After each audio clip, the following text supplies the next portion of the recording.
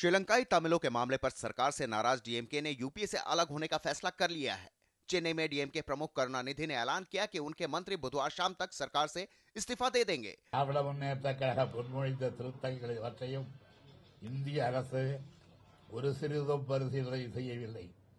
எனவே ஈழத் தமிழருக்கு எந்த வகையிலும் பயப்படாத சூழ்நிலைகளை உருவாக்கப்பட்டுள்ள நிலையில் இதற்கு பிறகும் இந்திய மத்திய ஆட்சியில் திராவிட முன்னேற்ற கழகம் நீடிப்பது தமிழகத்திற்கே இழைக்கப்படும் பெரும் தீமை என்பதால் திராவிட முன்னேற்ற கழகம் மத்திய அமைச்சரவையில் இருந்தும் ஐக்கிய முற்போக்கு கூட்டணியில் இருந்தும் डीएमके के समर्थन वापसी के साथ ही सरकार हरकत में आ गई है और कांग्रेस में बैठकों का सिलसिला शुरू हो गया है।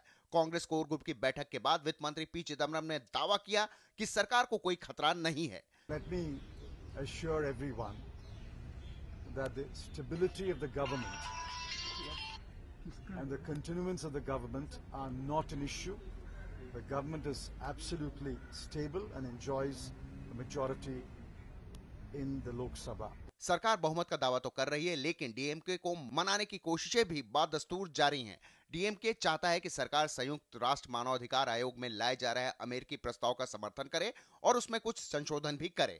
डीएमके की मांग है कि प्रस्ताव में तमिलों के नरसंहार शब्द का इस्तेमाल किया जाए और मानवाधिकार से जुड़े मामलों की जांच स्वतंत्र अंतर्राष्ट्रीय दल से कराई जाए। वो संसद में भी श्रीलंका के बारे में एक प्रस्ताव चाहते हैं। सूत्रों के मुताबिक सरकार संसद में प्रस्ताव लाने पर गंभीरता से विचार कर रही है और इसके मसौदे पर तैयारी भी चल रही है। सरकार को कोई खतरा नहीं है, सरकार मजबूती से अपने काम में लगी रहेगी और जहां तक डीएमके की मांगे हैं और तमिलनाडु के लोगों की भावना है, उस पर हमारी आपस में चर्चा हो रही है। उधर बीजेपी ने डीएमके के फैसले का स्वागत किया है और सरकार को अल्पमत में करार दिया है। Today, with the withdrawal of the UPA, of the DMK from UPA, this government is almost admitted in the intensive care unit. It's taking its last breath, and the government will collapse under its own weight, undoubtedly. BJP भले ही सरकार की दुविधा से प्रसन्न हो, पर साथ ही मुख्य विपक्षी दल यह भी नहीं चाहता कि विदेश नीति और सामरिक हितों के मामलों में राष्ट्रीय नीति क्षेत्रीय दलों के दबाव से निर्धारित हो। कल डीएमके प्रमुख को मनाने के लिए 3 केंद्रीय मंत्री भेजने के बाद कांग्रेस और सरकार दोनों ही आज इस गुत्थी को सुलझाने की कोशिशों में दिखी।